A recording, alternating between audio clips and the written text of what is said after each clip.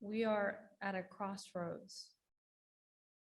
On the one hand, is destruction and collapse of the Amazon biome, the hydrological system.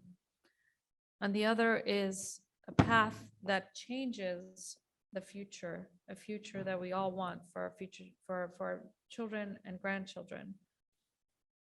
We're at that crossroads, and the window of opportunity for action is closing.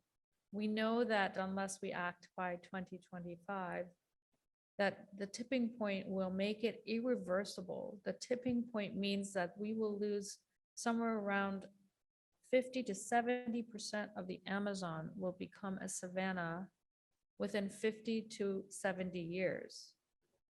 Now that point, that window is now, and that window is closing. So I do feel the sense of urgency, and I agree that as the tribunal, we need to declare a state of emergency. When the house is on fire, we must declare a state of emergency. We also need to foster a new ethic, which we're doing through this rights of nature, the rights of nature to flourish, perpetuate, and continue its vital cycles. A new ethic that sees the Amazon as a vital organ of the biosphere. That basically, that we heard about the flying rivers, the atmospheric rivers that bring rain not only to the entire continent of South America, but all around the world. And those atmospheric rivers depend on the trees. And of course, the forest is full of life beyond the trees, beyond the water. It is the largest collection of life on planet Earth. We have to speak, we have to transmit, as judges, we have to transmit the interest of all of those beings. We have to defend and be the voice for all of these creatures that are basically, we are looking at a potential mass extinction of the species all around the world, but in particular the Amazon. We have to be the voice of the forest, the voice of the rivers, the voice of future generations of all of life. We have to convert and transform our life-blind economic system to one that is life-seeing. And what we need is we need to lead the way in defining how we help rainforests be protected. How do we set our sights on a vision? I would say a moonshot goal of the way we went to the moon. We set a goal in 10 years. We figured out how to get to the moon. We have less than 5 years, and we need to figure out how we protect and avoid the collapse of the biome. And we need to change, a very important philosopher, Donella Meadows, system scientist, said, we can't change the system unless we change the goals of the system. So as the tribunal, we need to look at how we redefine the goals of the economic system, the governance system, and our value system from one that is based on growth and materials accumulation to one that is based on the flourishing of life, that's life-centric.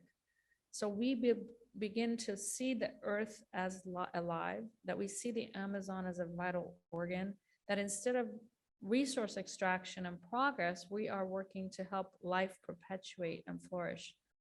So we not only change the goals of the system to well-being, we change the paradigm that created the system to begin with, from one that is about resources and domination and growth to one that is based on harmony, well-being, and the flourishing of all life.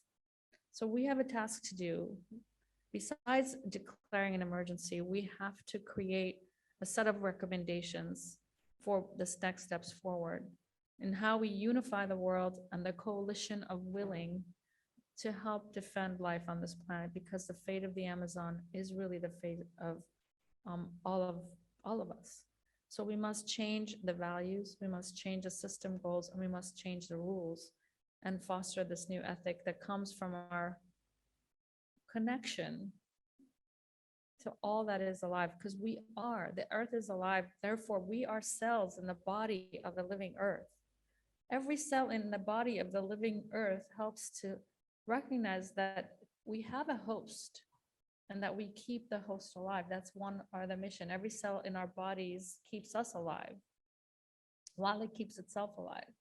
as a metaphor, we are cells in the body of a living earth, and as such, we must look at how we have collective self-organizing intelligence to allow life to flourish, to serve a host, to even remember that we are part of a living system and that we have a host.